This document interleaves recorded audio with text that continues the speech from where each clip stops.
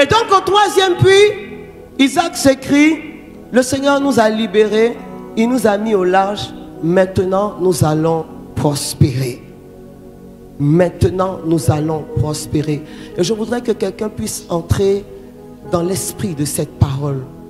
Isaac dit, le Seigneur m'a libéré, maintenant nous allons prospérer.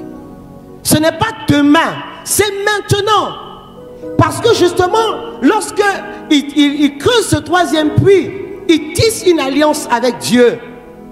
Rehoboth, c'est le lieu de l'alliance. Jusque-là, Isaac marchait sur l'alliance d'Abraham.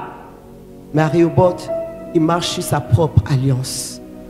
Je veux dire à quelqu'un, si tu veux expérimenter le beau de Dieu, marche sur ton alliance personnelle.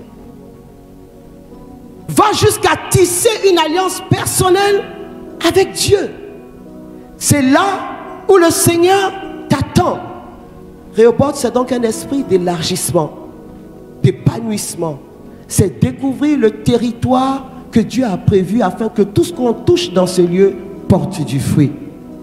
Des fois, on peine, on a des difficultés à réaliser un certain nombre de choses. Et puis un jour, on arrive quelque part, peut-être à l'intérieur, peut-être dans un autre pays, mais c'est comme si toutes les portes s'ouvrent. C'est le lieu, c'est le là, c'est le Rehoboth. C'est le lieu où Dieu a prévu pour que tu puisses t'éclater. Et je dis, ça t'arrive au nom de Jésus. Le thème dit, tu porteras du fruit à saison comme à contre-saison. Quel est le premier challenge? C'est porter du fruit. Porter du fruit.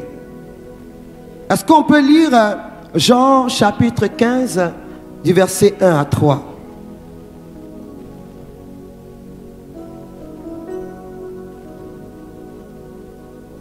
Jean chapitre 15 verset 1 à 3. Moi, je suis la vigne véritable. Moi, je suis la vigne véritable. Et mon Père est le vigneron. Et mon Père est le vigneron. Tout sarment en moi qui ne porte pas du fruit, Tout sarment en moi qui ne porte pas de fruit, il enlève. il enlève. Et tout sarment qui porte du fruit, Et tout sarment qui porte du fruit, il émonde, il l'émonde, pour qu'il porte encore plus de fruits. pour qu'il porte encore plus de fruits. Bien-aimé, le but de Dieu, le projet de Dieu pour toi et pour moi, c'est que nous portions du fruit. Nous ne pouvons pas passer notre vie chrétienne sans qu'il y ait des fruits. Ça veut dire que s'il n'y a pas de fruits, c'est qu'il y a un véritable problème dans notre cheminement de foi, dans notre alliance avec Dieu. Parce que c'est un impératif que de porter du fruit. Je ne suis pas en train de dire que porter du fruit, c'est de l'argent. Je ne suis pas en train de dire que porter du fruit, c'est avoir des voitures. Je ne suis pas en train de dire que porter du fruit, c'est avoir une belle maison. Mais le premier lieu où on doit porter du fruit, bien-aimé, c'est dans notre vie spirituelle. Et Saint Jean dit, je désire que tu prospères comme prospérera l'état de ton âme. Il nous faut porter du fruit. Jésus-Christ lui-même a porté du fruit. Il a dit, il faut que la graine tombe en terre et meure pour qu'il porte du fruit. C'est parce que cette semence incorruptible qu'est le Christ est morte en terre, bien-aimés, que nous sommes tous rachetés. C'est parce que cette semence est tombée et morte en terre que la vie a jailli.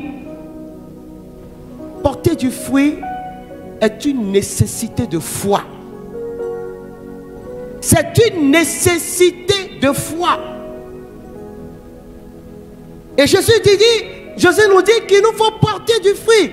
En Jean 15, verset 1-3, il nous dit qu'il nous faut porter du fruit, bien-aimés. Mais quand nous lisons cette parole, il dit que pour que nous portions encore beaucoup plus de fruits, il faut que nous soyons émondés. Être émondé, c'est quoi? C'est lorsque, dans le sens de la culture, on enlève les feuilles mortes, on enlève les branches mortes dans le but de faire en sorte que la plante vive et vive bien. C'est pareil. Quand les femmes vont chez les coiffeuses et qu'elles disent « coupe la pointe de mes cheveux », en réalité, c'est pour que les cheveux respirent et que les cheveux poussent encore plus fort.